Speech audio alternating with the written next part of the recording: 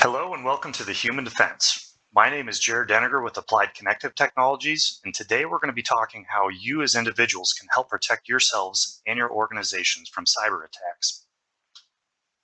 A little bit about Applied Connective Technologies. We are a full-service managed technology solutions provider based out of Albion, Nebraska, with additional locations in Norfolk and Columbus. We have 40 full-time staff with experts in managed IT services, including cybersecurity, voice over IP phone systems, surveillance systems, door access control, duress panic systems, and audio-video systems. We base ourselves on Nebraska values, including hard work, integrity, and a passion for what we do. And we have a strong commitment to philanthropy, giving back to the communities that we work and play in. Here's a quick rundown of the agenda that we're going to cover in this presentation, including the human factors of cyber risk, email and security threats, social engineering, safe browsing, passwords and management, multi-factor authentication, and cybersecurity awareness training. It's no longer enough just to create a secure infrastructure for information. Organizations must also address the human factors of cybersecurity by cultivating an informed and proactive workforce. Here are some factors of cyber risk. It's estimated that nearly $6 trillion in 2021 was the estimated cost of cyber attacks on organizations globally. Organizations rarely invest in and plan for the human component of cybersecurity until after a breach has occurred. For major breaches, this can cost the organization millions of dollars. 85% of data breaches were attributed to human error or negligence. Types of cyber threats and methods of prevention change each day. Instilling a culture of cyber interest and awareness equips an organization to better handle the changing cybersecurity threats. It's also estimated that 47% of IT professionals describe collaboration between security risk management and business as poor or non-existent. Many executives have the mindset that cybersecurity is the responsibility of IT. Rather, it is everyone's responsibility. Employee awareness should be the first line of defense for an organization's digital assets. Let's talk a little bit about phishing. A phishing email is a scam or fraudulent attempt from a cyber criminal to trick the recipient into divulging sensitive information or clicking on a dangerous link or attachment to plant malware on your machine, then infecting your system and potentially the entire network. The cyber criminal typically poses as a trusted contact. It could be a coworker, a family member, etc., a business or well-known institution such as UPS, Amazon, or Microsoft. Phishing attacks are on a steep rise today, and here are some stats to know. In 2021, 3 out of every 4 organizations experienced a phishing attack. 96% of those phishing attacks are delivered via email, and 74% of US organizations experienced a successful phishing attack last year. And the average cost of just one data breach is nearly $4.24 million. Here are some common topics that the bad actors will use in these phishing emails. It can include changes to your healthcare benefits. It could be a Zoom, a scheduled meeting error. They like to focus on a number of common services and websites that are frequently used, such as Twitter, Amazon, and Google. It could be related to tax season, anything COVID related, stimulus cancellation requests, and even Microsoft 365. As you can see, many of them capitalize on fear surrounding the pandemic and/or involve fake workplace notices and fake security alerts.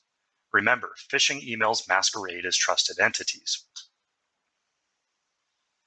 How to spot a phishing email.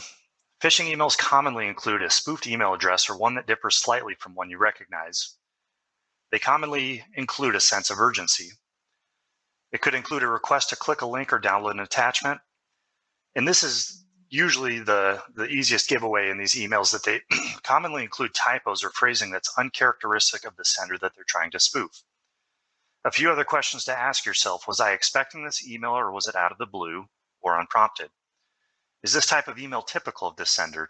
Does he or she normally make this sort of request? Did anything else about this email strike me as unusual?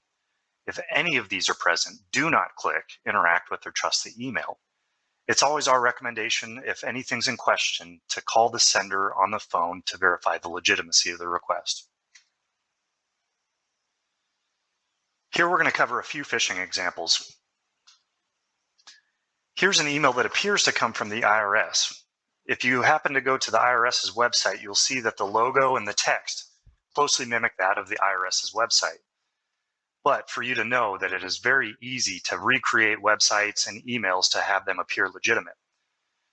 And as you can see here, they're wanting you to click on the See Attached Details link in the email, which would commonly bring you to a website that would be hosted on a private server with a form, and they're trying to capture your login credentials, which would commonly be your email address, and password. Here's another example from Microsoft, and once again, you can see that the text and the colors of this email closely mimic that of Microsoft's website. This is probably one of the more common phishing attempts that you'll see. There's a sense of urgency that your account, you won't be able to get into your account because your password's going to expire. And once again, there's the link to renew your password, which would commonly take you to that private website where they're trying to phish your credentials. Lastly, here's another example of a phishing email. And here you can see that the sending domain is from AOL.com.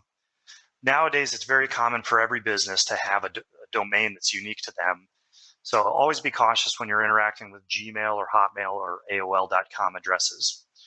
You can see here, Gerald, it's very easy to change that in your mail client to have the sending name show as whatever you want. This is a pretty common phishing tactic with purchasing gift cards. There's a sense of urgency. Commonly, this would be seen as a client, to go and buy client gift cards. But a number of red flags in this emails. And once again, if you would happen to come across a request like this, always call the sender to verify the legitimacy of the request. Here are a few more email and security threats to be aware of. There's a number of different types of phishing. Whaling is a phishing term used to describe a phishing attack that is specifically aimed at executives, decision makers, and others involved with management and finance. Because of their status, if such a user becomes the victim of a phishing attack, he can be considered a big fish or alternately a whale. Spear phishing, the fraudulent practice of sending emails ostensibly from a known or trusted sender in order to induce targeted individuals to reveal confidential information. Spoofing is a kind of attack where an untrustworthy or unknown form of communication is disguised as a legitimate source. Phishing often involves some kind of spoofing, whether email, website, caller ID, IP address, or DNS, to hide the true source of the attack and to make the attack seem more valid. What is social engineering? Social engineering is the art of manipulating people so they give up confidential information. The types of information these criminals are seeking can vary, but when individuals are targeted, the criminals are usually trying to trick you into giving them your passwords or bank information, or to access your computer to secretly install malicious software that will give them access to your passwords and bank information, as well as giving them control over your computer. Criminals use social engineering tactics because it is usually easier to exploit your natural inclination to trust than it is to discover ways to hack your software. For example, it's much easier to fool someone into giving you their password than it is for you to try hacking their password, unless the password's usually weak. Unlike traditional cyber attacks that rely on security vulnerabilities to gain access to unauthorized devices or networks, social engineering techniques target human vulnerabilities.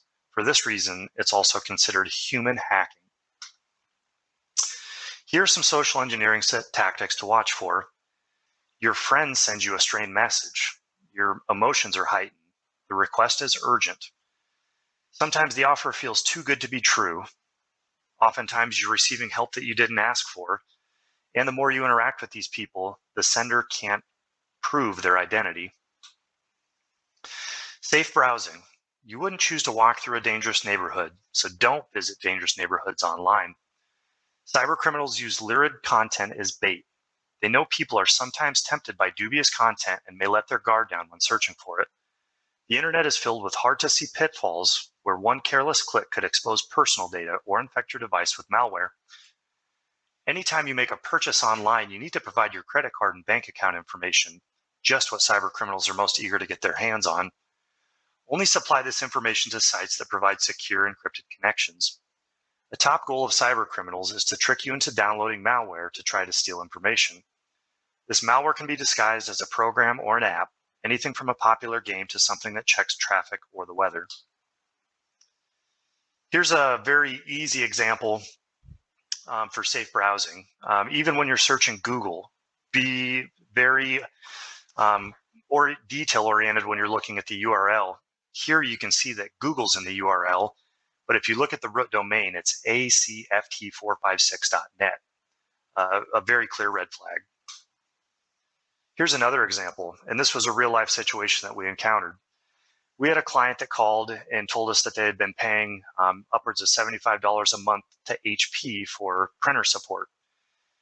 It's very easy. If you see here, if you search for HP printer support on Google, the first 4 results are ads that are typically paid for by a vendor and not the official HP support website.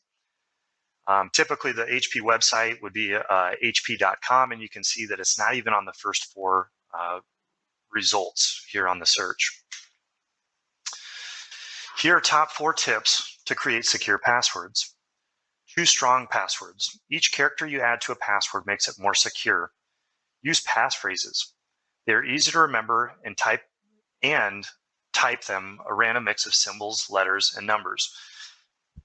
Previously, the recommendation was to have a password that would be more common on the right.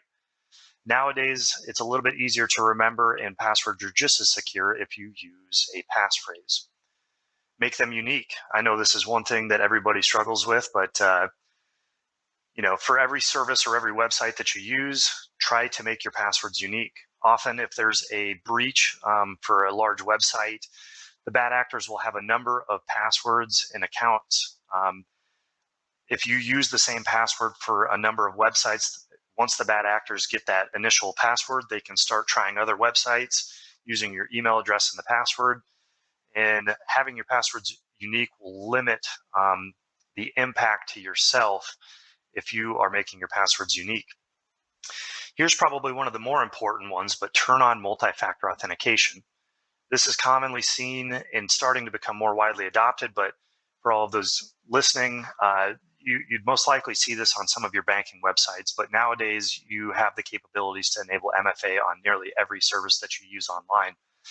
When enabling a second factor of authentication, you can add an extra layer of security to your accounts. You sign in with something you know, such as a password, and something you have, which could be a code sent to your phone. And lastly, use a password manager. There's a number of free versions and paid versions of password managers, but they're programs specifically designed to store and manage passwords securely. Instead of having to remember hundreds of strong, unique passwords, you only need to remember the master password to the encrypted vault. So what is multi-factor authentication? Multi-factor authentication is an authentication method that requires the user to provide 2 or more verification factors to gain access to a resource, such as an application, online account, or a VPN. MFA is a core component of a strong identity and access management policy. Rather than just asking for a username and password, MFA requires 1 or more additional verification factors, which decreases the likelihood of a successful cyber attack. Most MFA authentication methodology is based on one of 3 types of additional information. Things you know, such as knowledge, could be a password or a PIN. Things that you have in your possession, such as a badge or a smartphone. And things you are, inherents, such as biometric like fingerprints or voice recognition.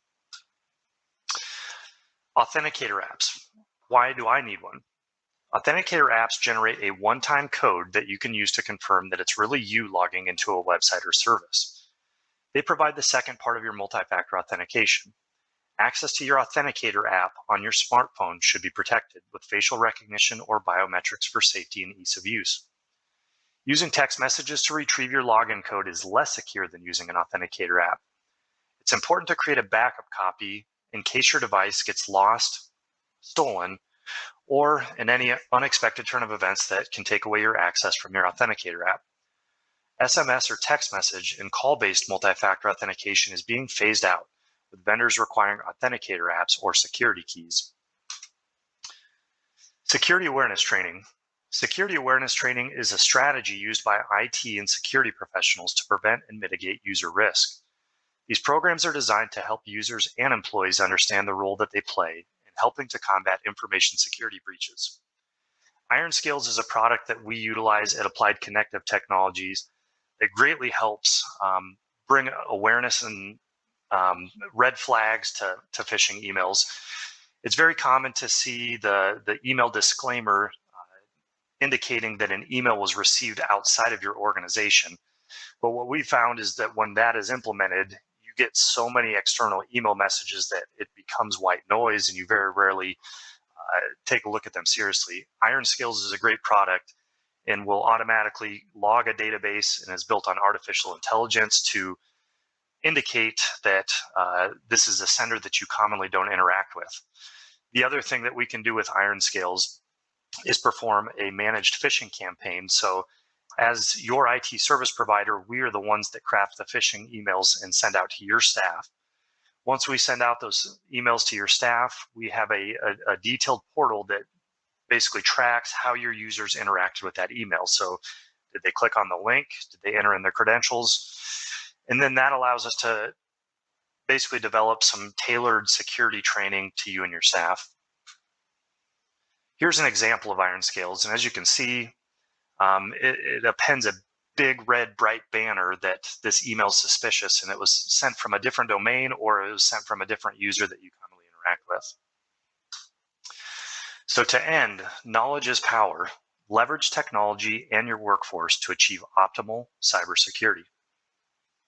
Thank you.